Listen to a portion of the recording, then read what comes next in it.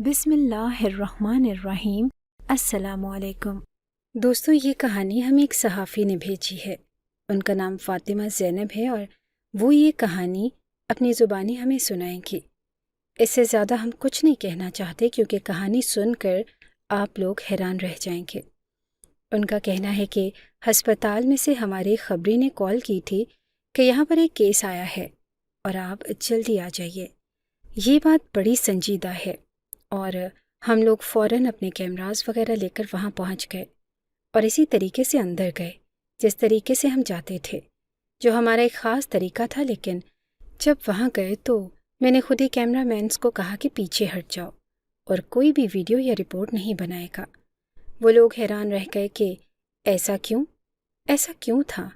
یہ میں آپ لوگوں کو بعد میں بتاؤں گی۔ لیکن وہ لڑکی جو اس وقت میرے سامنے موجود تھی، اس کو دیکھ کر میرے قدموں کے نیچے سے زمین نکل چکی تھی۔ اس کی حالت جس طرح کی تھی، کوئی بھی میرے قدموں کے نیچے سے زمین نکل چکی تھی۔ اس کی حالت جس طرح کی تھی، کوئی بھی باپ بھائی اپنی بیٹی کو اس حالت میں نہ دیکھے۔ وہ وہاں پر بیٹھی تھی اور اکیلی نہیں تھی۔ میں نے ان سب لوگوں کو کہا کہ چلے جاؤ یہاں سے، ہم لوگ اس رپورٹ کو کور نہیں کریں گے۔ وہ سب بھی مجھے کہنے لگے کہ آپ کون ہو فیصلہ کرنے والی؟ یہ تو سر نے ہمیں یہاں پر بھیجا ہے۔ آپ کا کام ہے کہ صرف بیان لینا، کیونکہ لڑکی کا معاملہ ہے تو آپ لڑکی ہیں، اس لیے آپ بیان لیں۔ آپ یہ طے نہیں کر سکتی کہ رپورٹ بنے گی یا نہیں۔ میں نے کہا کہ نکل جاؤ یہاں سے، نہیں تو میں پولیس کو بلا لوں گی۔ وہ لوگ بھی حیران رہتے کیونکہ وہ میری ٹیم کے لوگ تھے۔ ہم لوگ ایک ساتھ بیٹھتے تھے اور اٹھتے تھے، کھانا کھاتے تھے، کام کرتے تھے اور چائے پیتے تھے۔ اور آج میں ان کے سامنے ایسے کھڑی تھی کہ جیسے اگر وہ آگے بڑھے تو میں ان کے ساتھ کچھ برا کر دوں گی۔ ہسپتال والے بھی حیران ہو رہے تھے اور لڑکر جھکا کے جانے لگی۔ جب کچھ ایسا ہوا کہ میں رک گئی، مجھے اس لڑکی کی آواز آئی اور وہ لڑکی مجھے اسٹوڈنٹ لگتی تھی، یعنی کہ جوان جہان تھی اور دیکھنے میں دبلی پتلی تھی۔ لیکن اس وقت جو اس کی حالت تھی وہ بہت ہی زیادہ بیمار اور لاغر بھی لگ رہی تھی۔ اس نے کہا کہ آپ میری بات سنیں گی باجی؟ جب اس نے مجھے باجی کہا تو مجھے برا نہیں لگا، کیونکہ وہ شاید مجھ سے 4-5 سال چھوٹی ہوگی اور میں بھی جوان جہان تھی۔ میں نے کہا کہ ہاں بولو، کیا بات ہے؟ تو اس نے کہا کہ میں اپنا بیان لکھوانا چاہتی ہوں۔ میں نے کہا کہ بیان نہیں ہے یہ، میں پولیس میں نہیں ہوں، یہ لوگ چینل پہ چلا دیں گے۔ اس نے کہا کہ آپ چینل پہ نہ چلانا، لیکن کسی طرح لوگوں کو ضرور بتانا، کیونکہ جو میرے ساتھ ہوا وہ کسی اور کے ساتھ نہ ہو۔ کیا آپ میری کہانی نہیں سنیں گی؟ میں نے کہا کہ ٹھیک ہے، اور باقی سب کو کہا کہ وہاں سے چلے جائیں۔ میری ٹیم والوں نے بھی میری بات سن لی۔ میں نے ان کو کہا کہ تھوڑی دیر کی بات سن لی۔ میں نے ان کو کہا کہ تھوڑی دیر باہر بیٹھو، میں لڑکی سے بات کر لیتی ہوں اور پھر آپ لوگوں کو بتا دوں گی، جبکہ میں نے ایسا بالکل بھی نہیں کرنا تھا۔ یہ سب میں نے ان کو باہر بٹھانے کے لیے کیا تھا، اور ڈاکٹرز بھی مجھے عجیب سی نظروں سے دیکھ رہی تھی۔ جب میں نے ڈاکٹر سے کہا کہ آپ بھی تھوڑی دیر کے لیے باہر چلی جائیں تو اس نے مجھے کہا کہ میرے ساتھ آؤ، اور جب میں ان کے ساتھ گئی تو انہوں نے کہا کہ آپ کو پتہ ہے اس لڑکی کے ساتھ کیا ہوا ہے؟ میں نے کہا کہ ہاں، ہمیں فون پہ بتایا گیا تھا کہ کیا ہوا ہے۔ تو کہنے لگی کہ جو آپ کو بتایا گیا ہے نا، وہ جھوٹ ہے۔ میں نے کہا کہ پھر آپ بتا دیں کہ کیا ہوا ہے۔ تو اس نے کہا کہ ہمیں تو خود ابھی تک نہیں پتا کہ معاملہ کیا ہے، ہمیں تو راز میں رکھا گیا ہے، کسی نے کچھ نہیں بتایا اور بس کسی طرح اس کو ہمارے حوالے کر دیا، اور ہمیں کہا گیا ہے کہ معاملہ سیٹ کریں۔ اب ہم خود ڈرے ہوئے ہیں کہ کہیں ہمارے اوپر نہ یہ سب کچھ پڑ جائے، اور یہ آپ سے بات کرنے کے لیے کیسے تیار ہو گئی؟ اسے اور پولیس پہلے بھی آئی تھی، لیکن اس نے کسی کو کچھ نہیں بتایا۔ اب اگر آپ کو بتانا چاہتی ہے تو آپ غور سے سن لینا اور معاملے کو سیدھا کر لیجیے گا۔ کہا ہے کہ ہم سب لوگ پھنسنے والے ہیں۔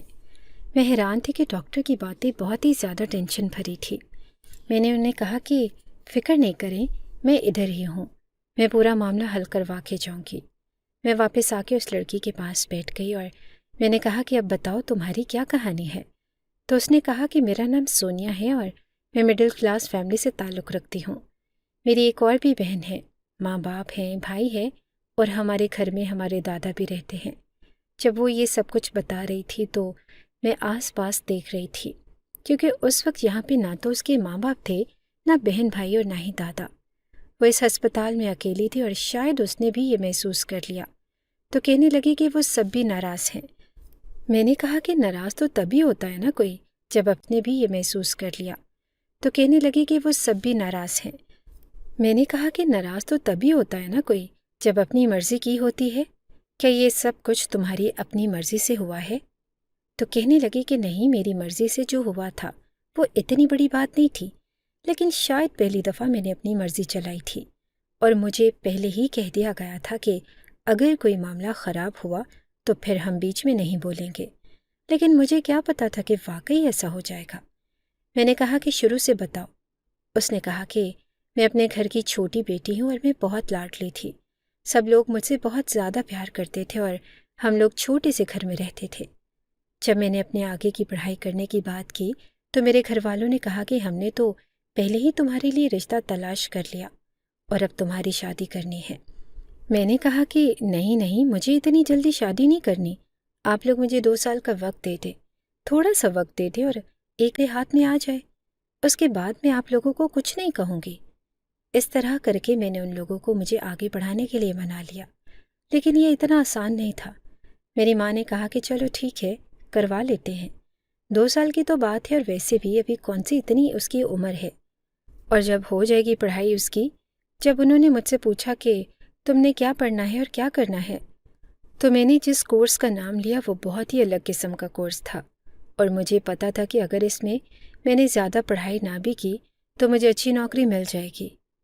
لیکن اب مسئلہ یہ تھا کہ کسی بھی گورنمنٹ یا گرلز کالج میں یہ کورس پڑھایا ہی نہیں جا رہا تھا، یہ صرف اور صرف ایک پرائیویٹ کالج میں پڑھایا جا رہا تھا جہاں پہ لڑکے بھی پڑھائی کیا کرتے تھے۔ ان کا کیمپس الگ تھا لیکن ساتھ ہی تھا۔ جب میں نے کہا کہ مجھے اس کالج میں جانا ہے تو سب لوگوں کے منہ بن گئے۔ میں نے اتنے اچھے نمبر لیے تھے کہ مجھے وظیفہ لگنے والا تھا اور میری فیس کم سے کم ہونے والی تھی، لیکن یہاں پہ مسئلہ فیس کا نہیں تھا، یہاں پہ تو مسئلہ آگے بڑھنے کا تھا اور اس طرح سے کالج میں بھیجنے کا تھا۔ پورے خاندان میں سے کبھی کوئی لڑکی اتنے بڑے کالج میں نہیں گئی تھی۔ میں نے کہا کہ اگر کوئی لڑکی اتنے بڑے کالج میں پڑھائی کرنے کے لیے نہیں گئی یا کسی اور لڑکی نے اپنے لیے کوئی اچھا خواب نہیں دیکھا تو اس کی سزا مجھے کیوں ملے گی؟ میرے بابا ہی تھے جنہوں نے میری بات کو سمجھا اور میرا ساتھ دینے کا اعلان کر دیا۔ انہوں نے کہا کہ میں اپنی بیٹی کو کالج میں داخلہ ضرور دلواؤں گا۔ میرے دادا نے کہا کہ تجھے پتہ ہے کہ آج کل کالج کے ماحول کیسے ہیں، یہ وہاں جائے گی اور سارے خاندان والے باتیں کریں گے۔ میرے باپ نے پہلے تو ان کی باتیں چپ کر کے سن لی۔ میرے دادا اس گھر کے فیصلے کیا کرتے تھے، اگر وہ ضد پہ اڑ جاتے تو میرا معاملہ خراب ہو سکتا تھا۔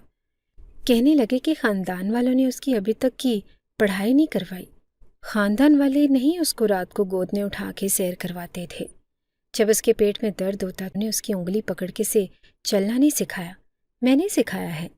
میں نے اس کے لیے راتیں جا کر گزاری ہیں اور میری بیٹی ہے اور یہ میں نے اس کی فیس بھری ہے، میں اس کو کالج چھوڑ کے آؤں گا اور میں ہی اس کی پڑھائی کرواؤں گا۔ ہم سب حیران رہ گئے کہ میرے بابا نے میرے لیے اتنا بڑا قدم اٹھایا۔ وہی پل تھا جب میں نے سوچ لیا کہ میں بھی ان کی عزت رکھوں گی اور کبھی کوئی غلط کام غلطی سے بھی نہیں کروں گی، یہاں تک کہ اپنے دماغ کو کسی طرف بھٹکنے نہیں دوں گی۔ اچھے سے پڑھائی کروں گی تاکہ میرے بابا نے جو میرے لیے اتنا بڑا سٹینڈ لیا کوئی ان کو یہ نہ کہہ سکے کہ تم نے غلط کیا۔ میرے بابا مجھے شروع میں ہی لاتے جاتے تھے، لیکن پھر ان کے لیے مسئلہ ہونے لگا تو میں نے کہا کہ میں خود ہی آ جایا کروں گی۔ پھر انہوں نے مجھے گلیوں کے اندر سے ایک سیف راستہ دکھایا۔ انہوں نے کہا کہ مین سے نہیں آنا، مجھے شارٹ کٹ دکھایا کہ یہاں سے اندر آ جاؤ گی تو 2-4 گلیوں کے بعد گھر آ جائے گا۔ یہ راستہ بھی بڑا سیدھا تھا، لوگوں کے گھر تھے اور بچے کھیلتے تھے، عورتیں باہر بیٹھی ہوتی تھی، اور ایک دفعہ تو ایسا بھی ہوا کہ میری ایک دوست تھی جو میرے ساتھ ہی آیا کرتی تھی، لیکن پھر اس نے بعد میں کالج چھوڑ دیا۔ اس کے ساتھ بھی یہی معاملہ تھا اور گھر والے بڑی مشکل سے مانے تھے۔ بعد میں پھر کسی نے ان کے کان بھر دیے، لیکن میرے گھر میں ایسی بات نہیں تھی۔ اگر ایک دفعہ کوئی قدم اٹھا لیا جاتا تھا تو پیچھے کوئی نہیں ہٹتا تھا۔ سونیا بتا رہی تھی کہ اس کالج میں لڑکیاں ہی پڑھتی تھی اور لڑکوں کا کیمپس ساتھ والا تھا، لیکن بیچ میں آنا جانا یا ایک دوسرے کے کالج میں آنا یا آمنا سامنا ہو جانا ایسی کوئی بات نہیں ہوتی تھی۔ راستے بھی الگ الگ تھے اور بس بلڈنگز قریب قریب تھی۔ کہنے لگی کہ کمپیوٹر لیب میں انہوں نے ایک لڑکا رکھا تھا جو پوری لیب کے کمپیوٹرز کو دیکھتا، ان کی دیکھ بھال کرتا، کیونکہ لڑکیاں جب لیب میں پڑھنے کے لیے جاتی تھی تو کمپیوٹرز آن چھوڑ کر باہر نکل آتی تھی۔ ایسے میں اس کو وہاں پہ رکھا گیا تھا اور لڑکا بہت ہی زیادہ خوبصورت اور ہینڈسم تھا۔ ساری لڑکیاں اس کے پیچھے مذاق کرتی تھی۔ وہ کمپیوٹر کا ایکسپرٹ بھی تھا اور کمپیوٹرز کو ٹھیک کرنا بھی آتا تھا، اس لیے اسے رکھا گیا۔ ہمیں اس کا نام نہیں پتہ، لیکن لڑکیوں نے اس کا نام ہینڈسم رکھ دیا۔ کالج لڑکیوں کا ہو تو اس طرح کی چھیڑا چھاڑی اور ہنسی مذاق نارمل سی باتیں ہوتی ہیں۔ مجھے پھر بھی یہ سب کچھ اچھا نہیں لگتا تھا۔ میں کہتی تھی کہ تم لوگ یہاں پر پڑھنے کے لیے آتے ہو یا پھر یہ سب کچھ کرنے آتے ہو۔ بعد میں پتہ چلا کہ اس لڑکے کا نام امجد ہے اور وہ بار بار مجھے ہی دیکھا کرتا تھا۔ ساری لڑکیاں اس کے ساتھ ہنسی مذاق بھی کر لیتی تھی، اسے پیچھے سے بلاتی اور کہتی کہ اوئے ہینڈسم، اور پھر چپ ہو جاتی۔ وہ جب مڑ کے دیکھتا تو کہتی کہ ہم نے تو نہیں بلایا۔ کچھ لڑکیاں اس کو اپنا نمبر لکھ کے پتھر ڈال کے اسے چپکے سے مار دیتی تھی اور پھر چپ کر کے بیٹھ جاتی۔ وہ دیکھتا ہی رہ جاتا کہ کس کی غلطی ہے۔ پرنسپل سے شکایت بھی کی تھی اور پرنسپل نے کہا کہ ایسے میں کسی کو بھی نہیں پکڑ سکتی، پورے کالج میں 1500 لڑکیاں ہیں، تو مجھے کسی کا حلیہ یا نام بتاؤ تو پھر میں تمہاری مدد کر سکتی ہوں۔ لیکن وہ کہاں سے حلیہ دیکھتا؟ سب کے کپڑے ایک جیسے تھے، زیادہ تر نے بال بھی ایک جیسے بنائے ہوتے تھے، اور پھر جو بھی اس طرح کی شرارت کرتی تھی وہ سرے عام نہیں کرتی تھی۔ بیچارہ صحیح پھنسا ہوا تھا، لیکن مجھے ایسے دیکھتا تھا کہ جیسے کوئی اور ہی بات ہے اس کی آنکھوں میں۔ سب کہتے تھے کہ تم اس کو گھاس نہیں ڈالتی نا، اس لیے وہ تمہیں دیکھتا ہے۔ انسان کی فطرت ہے کہ جہاں سے اس کو ٹھکرایا جاتا ہے نا، وہ وہیں پہ پاؤں پکڑ کے بیٹھ جاتا ہے، اور یہاں پہ اس کو عزت اور پیار ملتا ہے، وہاں سے وہ آگے چل پڑتا ہے۔ میں نے کہا کہ میں اس معاملے میں نہ تو ہوں، نہ ہی مجھے باتیں کرنے کا کوئی شوق ہے۔ میرے ماں باپ نے بڑی مشکل سے مجھے پڑھنے کی اجازت دی ہے، مجھے ان سارے مسئلوں میں نہیں پڑھنا۔ ایک دفعہ ایسا ہوا کہ جب کالج سے چھٹی ہوئی تو میں اپنے گھر کی طرف جا رہی تھی۔ جو لڑکی میرے ساتھ آئی تھی وہ آج میرے ساتھ نہیں تھی، لیکن مجھے اتنا مسئلہ نہیں ہوتا تھا کیونکہ یہ والی لڑکی بہت زیادہ چھٹیاں کرتی تھی۔ ابھی اس نے پڑھائی چھوڑی نہ تھی، اور یہ تب کی بات ہے جب اس کے گھر میں مسئلے چل رہے تھے۔ خیر، اس لیے اس کا ہفتے میں 1-2 دفعہ ہی آنا جانا ہوتا۔ میں کالج سے نکلنے لگی کہ مجھے کسی کی آواز آئی، مردانہ آواز تھی، اور میں نے پلٹ کے دیکھا تو امجد تھا۔ میں حیران رہ گئی کہ اس نے مجھے آواز کیسے دے دی۔ میں رک گئی اور میں نے پلٹ کر کہا کہ جی کیا ہے؟ وہ بولنے لگا۔ میں نے کہا کہ تم نے مجھے آواز کیسے دی؟ کہ تمہیں شرم نہیں آتی؟ پورا کالج تمہیں چھیڑتا ہے اور تم میرے پیچھے پڑے ہو، تم نے مجھے کیا سمجھ لیا ہے؟ وہ حیران رہ گیا اور کچھ بولنے لگا۔ میں نے کہا کہ سارے چلے گئے ہیں اس لیے چانس لینے کی کوشش کر رہے ہو، تمہیں شرم آنی چاہیے، اپنے کام سے آتے ہو نا تو کام کیا کرو، شرم آنی چاہیے، اپنے کام سے آتے ہو نا تو کام کیا کرو۔ میری وہی عمر تھی جب لڑکی کو اپنے اوپر بہت زیادہ غرور ہوتا ہے، اور تھوڑا بہت ہونا بھی چاہیے۔ وہ کسی بھی صورتحال سے نمٹنے کے لیے تیار رہتی ہے۔ مجھے میرے باپ نے کہا تھا کہ غصہ تو اپنی ناک پہ رکھنا ہے، مسکرا کر تو کسی کو دیکھنا ہی نہیں، اور وہ کہتے ہیں نا کہ عورت کا غیر مردوں کے ساتھ تلخی سے بولنا ہی ٹھیک ہوتا ہے۔ تو میں بھی تلخی سے بولی اور میں نے سیدھا ہی کہہ دیا کہ تمہاری جرت کیسی ہوئی مجھے آواز دینے کی۔ لیکن جب میں نے اس کو 2-4 باتیں سنا دی تو وہ کہنے لگا کہ یہ آپ کا پرس پیچھے گر گیا تھا، میں وہی آپ کو واپس کر رہا تھا۔ جب میں نے یہ دیکھا تو میں شرمندہ ہو گئی۔ پرس بھی میرا وہی تھا جس میں میرے پیسے وغیرہ بھی ہوتے تھے، میرا ID کارڈ بھی ہوتا تھا، اور آج تو میرے پاس زیادہ پیسے تھے کیونکہ میرے بابا نے مجھے فیس کے 25,000 روپے دیے تھے۔ پر جس ٹیچر نے فیس کلیکٹ کرنی تھی وہ آج چھٹی پہ تھی۔ اگر میرا یہ پرس گم ہوتا تو 25,000 کا نقصان ہو جاتا۔ میں نے فوراً اپنا پرس پکڑ لیا اور میں نے کہا کہ تھینک یو۔ اس نے مجھے عجیب سی نظروں سے دیکھا اور واپس چلا گیا۔ میں سارے راستے سوچتی آئی کہ میں کتنی بڑی بیوقوف بن گئی اس کے سامنے، اور وہ کیا سمجھتا ہوگا کہ اس کو کس بات کا غرور ہے۔ کس طرح کی لڑکی تھی، اور پھر میری بے عزتی ہو گئی کیونکہ اس نے مجھے بلایا نہیں تھا، وہ تو میری مدد کر رہا تھا۔ ایسے سر چھٹکتی تھی کہ یہ یاد میرے سر سے نکل جائے، لیکن بار بار میرے دماغ میں یہی سب کچھ آتا۔ پھر میں نے کہا کہ چھوڑو، وہ کون سا میرے ماموں کا بیٹا ہے، میں نے باتیں سنا دی تو اچھا ہی کیا، لیکن ایک عجیب سا کنیکشن بن گیا۔ میں جب بھی اس کو دیکھتی تھی تو مجھے عجیب سی شرمندگی ہوتی تھی۔ میں نے اپنے دوستوں کو یہ بات بتائی تو انہوں نے تو اس بات سے مزے لینے شروع کر دیے کہ اوئے ہوئے، اس نے تو تمہاری مدد کر دی اور تم نے اس کی بے عزتی کر دی۔ بیچارہ، اس کا تو دل توڑ دیا تم نے۔ ویسے ہی پتہ نہیں، ہو سکتا ہے کہ تم سے پیار کرتا ہو، ورنہ تم نقصان میں جاتی۔ تمہارا پرس گر جاتا، وہ نہ اٹھا کے دیتا، تو اس کو کیا پڑی تھی مدد کرنے کی؟ مدد تو انہیں کی جاتی ہے نا جن کو اپنا سمجھا جاتا ہے۔ ایک تو میری ایسی لڑکیوں سے دوستی ہو گئی تھی جو ساری کی ساری زیادہ فلمیں اور ڈرامے دیکھنے والی تھی، لیکن میں ایسی بالکل بھی نہیں تھی۔ پر پھر بھی بار بار میرے دل میں یہ بات آ رہی تھی، اور پھر اس کے بعد ایک دفعہ اور ایسا ہوا کہ ہم لوگ کمپیوٹر لیب میں ہی بیٹھے تھے اور لڑکیوں کی عجیب سی حرکتیں ہوتی۔ کمپیوٹر لیب میں جس طرح کی حرکتیں کرتی ہیں، آؤٹ آف کنٹرول ہو جاتی ہیں۔ تو ہنسی مذاق کر رہی تھی کہ اوپر پڑا ہوا ڈیکوریشن پیس میرے سر پہ گرنے لگا، اور امجد نے ہاتھ بڑھا کے اس کو پکڑ لیا اور مجھے بچا لیا۔ اب تو یہ سب کچھ پوری کلاس کے سامنے ہو گیا۔ انہوں نے تو بعد میں خوب اس بات سے مزے لیے کہ دیکھو تو صحیح کیسا فلمی سین ہوا، جیسے ہیرو ہیروئن کو بچاتا ہے۔ اگر وہ ڈیکوریشن پیس تمہارے سر پہ گر جاتا، تم نے تو ہسپتال پہنچ جانا تھا، لیکن اس نے تمہاری جان بچا لی، اور تم نے اس کو تھینک یو تک نہیں بولا۔ اوپر سے اسے کھا جانے والی نظروں سے دیکھ رہی تھی۔ کس قسم کی لڑکی ہو تم؟ تمہارے اندر دل نہیں ہے؟ میں تنگ آ گئی تھی کہ کب یہ موضوع پرانا ہوگا اور میری جان چھوٹ جائے گی، لیکن یہ موضوع پرانا ہو ہی نہیں رہا تھا۔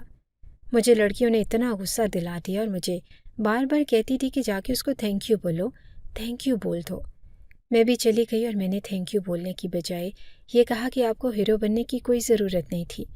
اگر میرے سر پہ وہ چیز گر جاتی، میرا سر تھا، مجھے چوٹ لگ جاتی، میں خود ہی دیکھ لیتی۔ آپ نے مجھے ساری لڑکیوں کے سامنے ذلیل کروا دیا، اور خبردار جو میرے قریب آنے کی یا میرے ساتھ کوئی بات کرنے کی کوشش کی۔ مجھے پتہ ہے کہ آپ یہاں اپنا کام کرنے آتے ہیں، تو پھر اپنا کام ہی کیا کریں۔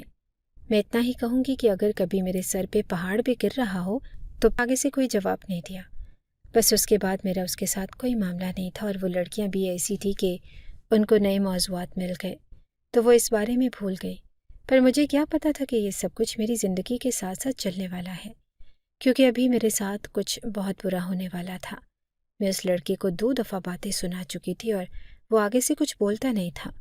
یہ یا تو اس کی شرافت ہو سکتی تھی، اور یا پھر یہ باتیں اس کے دل کے کسی کونے میں گر رہی تھی اور طوفان پیدا کر رہی تھی۔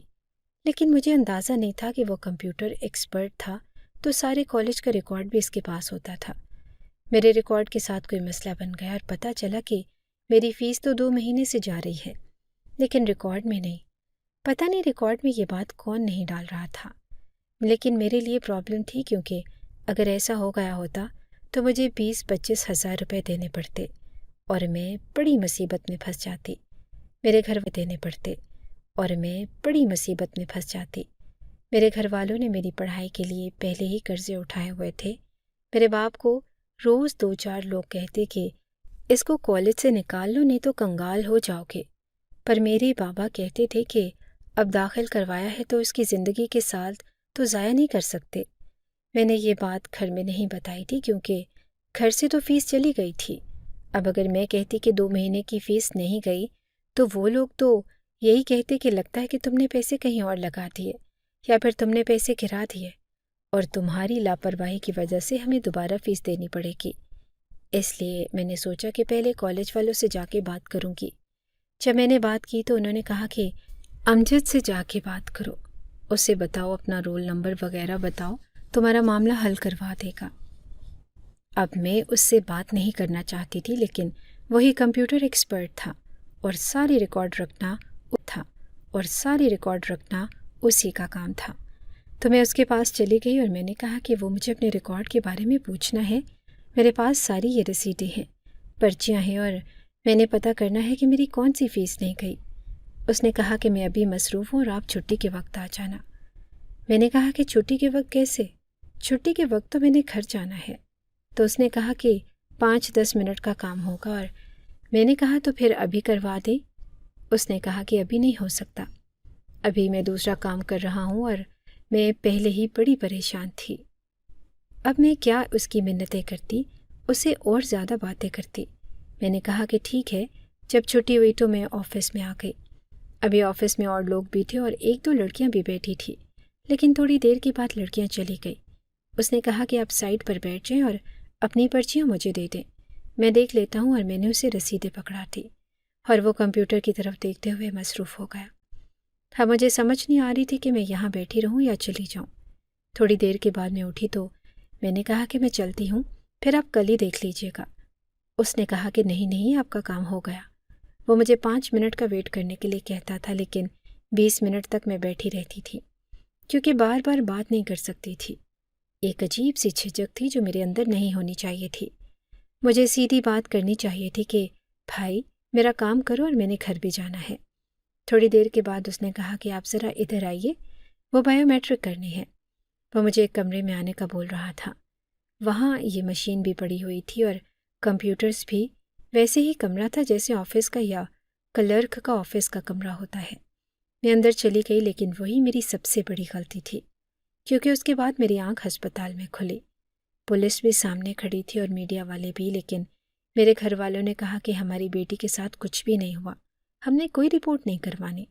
میں بات نہیں مانی، میں رپورٹ کروانا چاہتی تھی اور مجھے پتا تھا کہ یہ سب کچھ اسی کا کیا دھرا تھا، لیکن میرے گھر والے مجھے اپنے ساتھ لے گئے اور مجھے چپ کروا دیا گیا۔ میری پڑھائی بند کروا دی اور مجھے گھر سے بھی باہر نہیں نکالا کرتے تھے۔ میں نے ایک دفعہ اپنی زندگی ختم کرنے کی کوشش کی، لیکن مجھے انہوں نے مرنے نہیں دیا کہ اگر مر گئی تو لوگوں کو کیا کہیں گے۔ میں حیران تھے کہ میرے وہی گھر والے جو مجھ پہ پہلے بھروسہ کر رہے تھے اب مجھے باتیں سنا رہے تھے، اور وہ کہہ رہے تھے کہ صحیح کہتے تھے سب لوگ کہ تجھے داخل نہیں کروانا چاہیے تھا، اچھا نام روشن کروایا تم نے ہمارا، اگر ابھی سب کو پتہ چل جائے تو ہمیں تو جیتے جی مار دیں گے، ہمیں یہ بات کسی طرح چھپانی ہوگی۔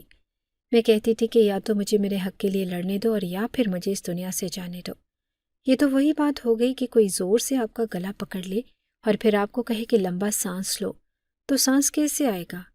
میری زندگی کے سب سے برے دن تھے اور مجھے کہا کہ بس اس کے بعد میں نے ختم ہو جانا ہے۔ یہ زندگی میرے لیے عذاب بن گئی تھی۔ میرا خواب ٹوٹ گیا، وہ الگ، اور میرے ساتھ اتنا برا ہو گیا وہ الگ۔ میرے گھر والے میرا ساتھ نہیں دے رہے تھے، مجھے دنیا سے جانے بھی نہیں دے رہے تھے۔ مجھے گھر میں قید کر کے رکھا تھا اور پتہ نہیں ان کے دل میں کیا ڈر تھا، اور پھر وہ ڈر بھی سامنے آ گیا جب پتہ چلا کہ میں ماں بننے والی ہوں۔ میرے گھر میں پھر سے فساد بن گیا۔ ان لوگوں نے مجھ پہ ہاتھ بھی اٹھایا اور میرے دادا نے بھی بہت باتیں کی۔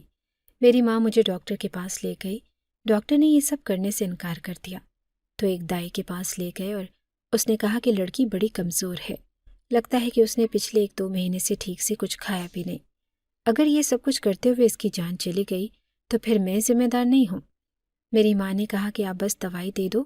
اس نے مجھے دوائی دے دی اور میری ماں نے زبردستی مجھے وہ دوائی کھلا دی، مگر اس دوائی نے اثر نہیں کیا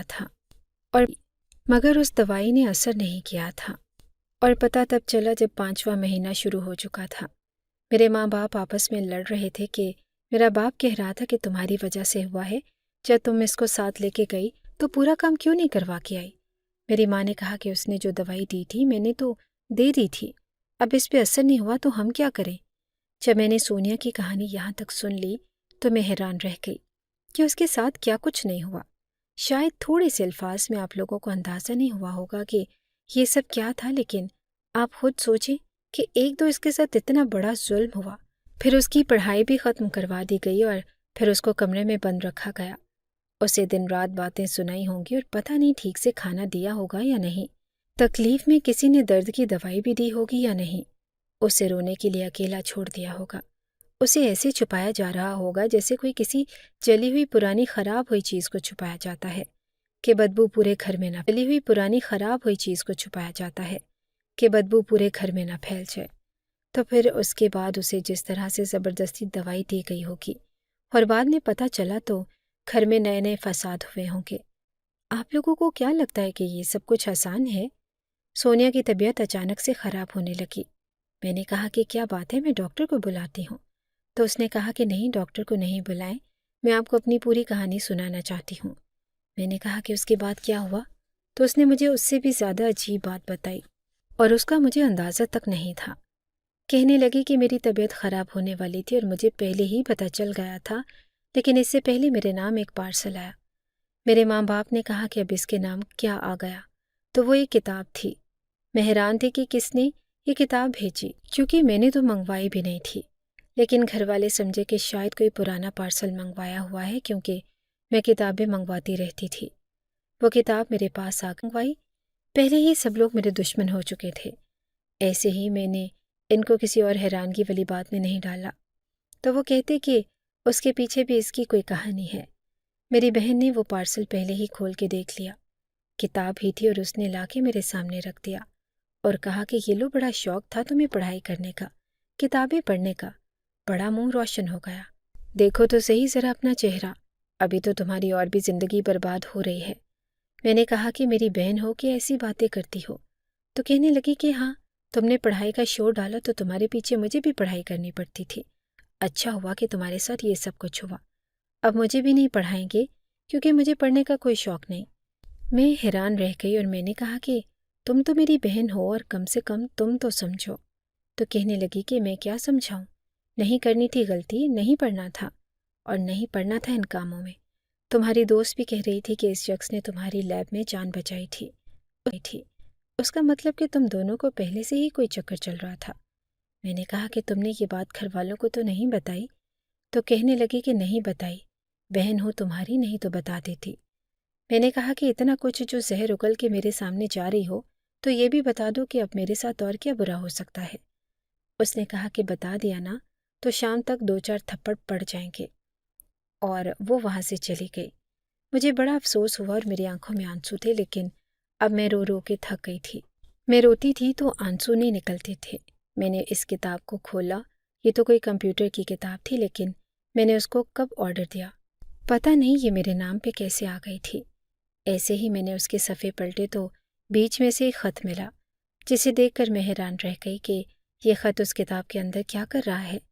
میں سمجھ گئی کہ یہ کتاب کس نے بھیجی ہے، کیونکہ جس نے بھی بھیجی ہے اس نے 7 پیغام بھیجا ہے اور کتاب تو صرف بہانہ ہے، اصل تو یہ پیغام سوچا کہ پڑھ کے پھر باتھ روم میں ہی پھینک دوں گی۔ اس خط میں لکھا تھا کہ سونیا، مجھے معاف کر دینا، میں نے تمہارے ساتھ بہت برا کیا، لیکن تمہیں ایک غلط فہمی ہے تو مجھے بددعا نہ دینا۔ میں اپنی زندگی شروع کرنے والا ہوں اور میں تمہیں یہ بتانا چاہتا ہوں کہ میں نے تمہارے ساتھ کچھ نہیں کیا، میں اس معاملے میں بالکل بھی نہیں ہوں، اور میں تو صرف ایک مہرا تھا، پیچھے کوئی اور ہی گیم تھی۔ میں تمہیں پوری بات نہیں بتا سکتا، لیکن مجھے برا نہ سمجھنا، میں برا آدمی نہیں ہوں۔ کتاب کو دیکھ کے تمہیں اندازہ ہو جائے گا کہ یہ کس نے بھیجی ہے، اور میں اپنا نام بھی نہیں لے سکتا، یہ بھی نہیں بتا سکتا کہ میں کون ہوں، اور میں تو مجبور تھا۔ مجھے پیسے دے دیے گئے تھے اور مجھے پیسوں کی ضرورت تھی، میں نے شادی کرنی تھی اور میں نے اپنی بیوی کے لیے جہیز بنانا تھا۔ اس کے ماں باپ نے شرط رکھی تھی اگر میں نہیں بناتا تو شادی نہیں ہو پاتی۔ اب کل میری شادی ہے اور میں نئی زندگی شروع کرنا چاہتا ہوں، اس لیے تم سے معافی مانگ رہا ہوں کہ میں کسی کی بددعائیں لے کر زندگی نہیں شروع کرنا چاہتا، لیکن میں نے کچھ برا نہیں کیا۔ یہ بات یاد رکھنا، اس سب کے پیچھے میں نہیں تھا، بالکل بھی نہیں تھا۔ یہ سب کچھ کسی نے جلدی میں لکھا ہوا تھا۔ میں نے خط پڑھ کر فلش میں ہی بہا دیا، کیونکہ اگر گھر والوں کو پتہ چل جاتا تو وہ اور بھی زیادہ غصے میں آ جاتے۔ مجھے سمجھ آ گیا تھا کہ یہ خط کس نے بھیجا تھا۔ مجھے تو نہیں بھیجا تھا، اور 1-2 کتاب کمپیوٹر کی تھی جو کمپیوٹر لیب سے اٹھائی گئی تھی، اور دوسرا یہ باتیں اور کون کر سکتا تھا۔ اس نے اپنا نام نہیں لکھا۔ دیکھیے، مجھے سمجھ آ گئی تھی اور یہ سمجھ نہیں آئی کہ اس نے یہ کیوں کہا کہ یہ سب کچھ میں نے نہیں کیا بلکہ کسی اور نے کیا، میں تو صرف مہرا تھا۔ اتنا بتا کے سونیا رونے لگی، اور تھوڑی دیر بعد نرس اس کی اولاد کو اٹھا کر لے آئی کہ اس کو دودھ پلا دو، یہ بھوکا ہے، اور اس کے ہاں ایک بیٹا پیدا ہوا، لیکن اس نے کہا کہ مجھے نہیں پتا کہ اس کا باپ کون ہے، یہ سب کچھ میرے ساتھ کیسے ہوا کیونکہ مجھے کچھ یاد ہی نہیں، شاید میں بے ہوش ہو گئی تھی۔ میں یہ سب سن کے بڑی پریشان ہو گئی۔ میں نے کہا کہ ہمیں اس کیس کی تہہ تک پہنچنا ہوگا، ہمیں پتہ لگانا ہوگا، اور وہ کہنے لگی کہ کیسے پتہ لگائیں گے؟ دیکھو تو مجھے بس ہسپتال میں پھینک کے چلے گئے، میرے ساتھ کوئی بھی نہیں ہے، بس یہ ننھی سی جان ہے اور اس کا میں نے خیال کرنا ہے، اور کیسے کروں گی نہیں پتا۔ میں نے اس سے کہا کہ تم فکر نہیں کرو، تم میرے ساتھ چلو، کیونکہ میرے دل میں بھی ایک بات ہے جو میں تمہیں بعد میں بتاؤں گی۔ جب میں نے اس کو یہ بات بتائی تو وہ حیران ہوئی، کہنے لگی کہ کون سی بات، اور آپ نے کیوں رپورٹ بنانے سے انکار کیا تھا؟ مجھے اس بات کی سمجھ نہیں آئی۔ میں نے کہا کہ تمہیں بعد میں سمجھ آ جائے گا۔ وہ ضد کرنے لگی اور اس نے کہا کہ نہیں، یہاں پہلے مجھے بتاؤ اور میں آپ کے ساتھ کہیں بھی نہیں جانے والی۔ آج کل کیا کچھ نہیں ہوتا اور میں کیوں بھروسہ کروں؟ میں نے اس کو کہا کہ دیکھو تم اب بالکل بدلی بدلی سی لگ رہی ہو اور تمہاری شکل سے پہچان نہیں پا رہی، لیکن مجھے لگتا ہے کہ میں نے تمہیں کہیں دیکھا ہے اور جہاں دیکھا ہے وہی تمہارا۔ میں نے کہا کہ میں تمہیں اپنے ساتھ لے جاؤں گی اور انصاف دلانے کی کوشش کروں گی۔ اس نے کہا کہ آپ کیسے انصاف دلاؤ گی اور کہاں سے دیکھ لیا آپ نے مجھے؟ سمجھ نہیں آ رہا۔ بات کافی الجھی ہوئی تھی، پر میں نے اسے کہا کہ تم ساتھ چلو۔ میں نے اپنے دوست کو فون کیا جس کا فلیٹ خالی پڑا تھا۔ ہم اس کے فلیٹ پہ چلے گئے۔ میں اسے اپنے گھر نہیں لے کے جا سکتی تھی اور اس کے پیچھے بھی ایک وجہ تھی۔ خیر، میں اسے فلیٹ پہ لے گئی اور وہاں پہ وہ آرام سے بیٹھی تھی، اپنے بچے کو بھی سنبھال رہی تھی، اور میں نے ایک نوکرانی بھی رکھ لی جس کو میں اچھی طرح جانتی تھی۔ میں نے اسے کہا کہ بچہ سنبھالنے میں مدد کرنا کیونکہ ہمیں کہیں جانا ہوگا۔ اس نے کہا کہ ٹھیک ہے۔ 2-4 دن تک وہ وہاں پہ آرام اور سکون سے رہی۔ میں نے اس کو سمجھایا کہ ابھی تو میں نے بہت بڑی جنگ لڑنی ہے، اس لیے تیار ہو جاؤ، اپنی طاقت جمع کر لو۔ اور اس کے بعد ایک دن میں نے اسے کہا کہ چلو چلتے ہیں۔ میں نے گاڑی نکال لی تھی اور وہ گاڑی میں بیٹھی تھی۔ کہنے لگی کہ کہاں جائیں گے؟ تو میں نے کہا کہ امجد کے گھر۔ یہ سن کے وہ حیران رہ گئی۔ اس نے کہا کہ آپ کے پاس اس کا پتہ ہے؟ میں نے کہا کہ ہاں، میں نے سب پتہ لگا لیا ہے۔ ہم لوگ پتہ لگا لیتے ہیں اور ہمارے لیے کچھ بھی پتہ لگانا مشکل نہیں ہوتا۔ ہم سیدھا اس کے گھر جائیں گے۔ لیکن سونیا تھوڑا گھبرا گئی کہ ایسے کیسے گھر جائیں گے، وہاں کیوں جا رہے ہیں؟ اور میں نے کہا تو پتہ چل جائے گا، بس تم ساتھ چلو۔ جب ہم امجد کے گھر گئے تو دروازہ اسی نے کھولا۔ اس نے سونیا کو ایک نظر دیکھا اور میں نے جب اسے اپنا کارڈ دکھایا تو وہ سمجھ گیا کہ آج وہ مصیبت میں پڑ گیا ہے۔ وہ کافی گھبرا گیا تھا اور اس نے سائیڈ والا دروازہ کھولا اور کہا کہ آپ بیٹھک میں بیٹھ جائیں اور مہربانی کیجیے گا کہ میری بیوی بھی گھر میں ہے۔ ہم نے کہا کہ ہم تمہارے لیے کوئی مسئلہ بھی، میرے ہاں بھی اولاد پیدا ہونے والی ہے اور بس مجھے بتائیں کہ میں کیا کر سکتا ہوں، لیکن مجھ سے کچھ نہ پوچھیں۔ میں نے اسے کہا کہ تم سے ہم نے کچھ زیادہ پوچھنا بھی نہیں، ہمیں آدھی بات کا پہلے سے ہی پتہ ہے، بس تم ہمارے ساتھ چلو اور ہم نے DNA ٹیسٹ کروانا ہے۔ وہ کہنے لگا کہ DNA ٹیسٹ نہیں کروائیں، میرا کوئی تعلق نہیں ہے۔ ہم نے کہا کہ ہمیں رپورٹ چاہیے، اس لیے کروانا ہوگا۔ ہم اسے اپنے ساتھ لیبارٹری لے گئے اور نوکرانی کو کہا کہ بچے کو لے کے ادھر ہی آ جائے۔ DNA ٹیسٹ ہو گیا اور رپورٹ کلیئر تھی۔ اس کمپیوٹر ایکسپرٹ امجد کا بچے کے ساتھ کوئی تعلق نہ تھا۔ امجد جاتے ہوئے سونیا کی طرف بڑھا اور اس نے کہا کہ مجھے معاف کر دو۔ وہ کہنے لگی کہ اگر تم میرے اصلی مجرم نہیں ہو تو اب بھی میرے مجرم تم ہی ہو، کیونکہ تم ہی نے مجھے ان لوگوں کے سامنے پیش کیا اور ابھی بھی تم کچھ بتانا نہیں چاہ رہے۔ اس نے جاتے ہوئے مجھے بس ایک لائن میں کچھ بتایا اور کہنے لگا کہ اس سے زیادہ میں نہیں بول سکتا، میں بھی فیملی والا ہوں۔ میں نے کہا کہ تمہیں شرم نہیں آئی؟ جس کی زندگی تم نے برباد کی وہ بھی فیملی تھی، تو تم نے صرف اس کی زندگی نہیں بلکہ اس کا مستقبل بھی برباد کر دیا۔ تمہیں اس کا صلہ ضرور ملے گا۔ تمہارے ہاں اولاد پیدا ہونے والی ہے نا، تو ہمارے ہاں بیٹی کی پیدائش ہوگی، تب جا کے تمہیں شرم آئے گی۔ اس کی آنکھوں میں ندامت کے آنسو آ گئے اور ایک پل کو مجھے بھی اس پہ ترس آ گیا، لیکن میں نے جو بولنا تھا میں بول چکی تھی۔ واپسی پر سونیا بھی رو رہی تھی اور میں نے کہا کہ اب کیوں روتی ہو؟ تو کہنے لگی کہ آپ سے کیا مطلب، آپ کا کام تو ہو گیا، میرے ساتھ انہوں نے مجھے چھوڑ دیا اور میرے ساتھ ایک ننھی سی جان کا سہارا ہے۔ میں پڑھی لکھی بھی نہیں ہوں اور کیا کروں گی؟ میں نے کہا کہ تمہیں کیا لگتا ہے کہ میں تمہیں اپنے ساتھ لیے کیوں پھر رہی ہوں؟ کہ تمہیں خبر کی تفتیش کرنے کے لیے ساتھ لے کے پھر رہی ہوں؟ 1 ہفتے سے میرے گھر میں ہو اور ابھی تک تو میں نے خبر لگا دینی تھی۔ ارے میں تمہاری مدد کرنا چاہتی ہوں۔ تب تو میں نے خبر لگا دینی تھی۔ ارے میں تمہاری مدد کرنا چاہتی ہوں۔ وہ کہنے لگی کہ کیوں؟ تو میں نے اس کو کہا کہ تمہیں آج شام تک پتہ چل جائے گا۔ سونیا حیران ہو رہی تھی کہ اب اس کی زندگی میں اور کون سا طوفان آئے گا اور میں اس کے لیے کون سی نئی خبر نکالنے والی ہوں، مگر میرا دل خون کے آنسو رو رہا تھا کیونکہ مجھے پتہ چل گیا تھا کہ کیا ہوا تھا۔ معاملہ ایسا تھا کہ میں نے سونیا کو پہلے بھی دیکھا تھا اور میں نے اس کی ایک تصویر دیکھی تھی جو میرے ہی شوہر نے کسی کو بھیجی تھی، اور نیچے لکھا تھا کہ یہ لڑکی کے بارے میں پتہ کر کے بتا سکتے ہو جس کو اس نے یہ تصویر بھیجی تھی۔ میں نے اس کے نمبر پہ غور نہیں کیا اور مجھے اس کا نمبر یاد نہیں تھا، لیکن اب مجھے یقین ہو گیا کہ وہ نمبر امجد کا ہی تھا اور یہ تصویر سونیا کی تھی۔ اب اس تصویر کے سامنے اگر سونیا کو رکھ کے دیکھا جائے تو وہ بہت ہی زیادہ بدل گئی تھی۔ اس کے چہرے پہ تو کوئی نور نہ تھا۔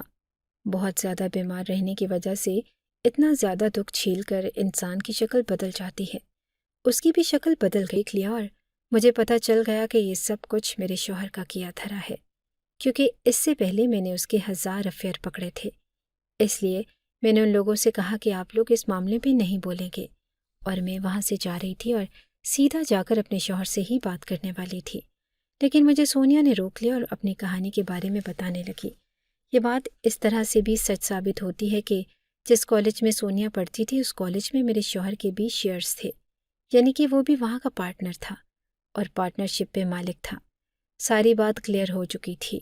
امجد کا DNA ٹیسٹ کلیئر آیا تھا اور اس کے ساتھ کوئی تعلق نہیں تھا۔